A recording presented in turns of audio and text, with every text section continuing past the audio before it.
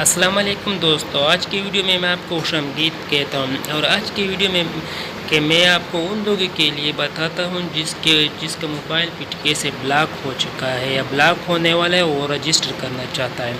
تو اس ویڈیو میں آپ کو بتانا چاہتا ہوں کہ جو پی ٹی اے نے نیا ٹیکس لاگو کیا ہے اس کے حوالے سے یہ ویڈیو ہے، اور ایک موبائل پر کتنا ٹیکس آتا ہے تقریباً اس کے حوالے سے یہ ویڈیو میں بنا رہا ہوں۔ امید کرتا ہوں کہ یہ ویڈیو آپ کو پسند آئے گی۔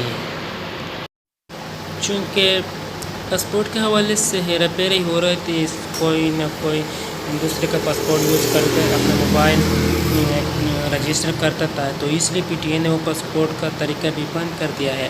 آپ سب نے ٹیکس ادا کرنا ہے، تو اس ٹیکس کے حوالے سے کچھ معلومات ہیں۔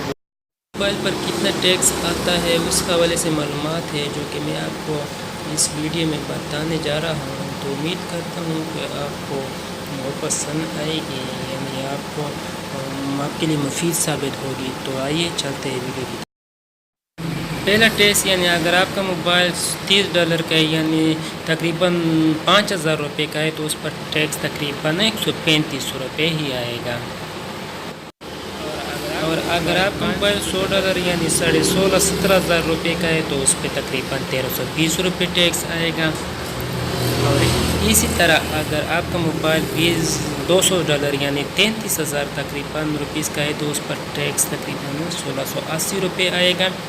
اور اگر آپ کا موبائل $350 یعنی 57,750 روپے ہے، تو اس پر تقریباً ٹیکس 1,740 روپے ہی آئے گا۔ اور اگر آپ کا موبائل $500 یعنی 82,000 روپے ہے، تو آپ اس پر ٹیکس 5,400 روپے آئے گا۔ امید کرتا ہوں یہ معلومات آپ کے لیے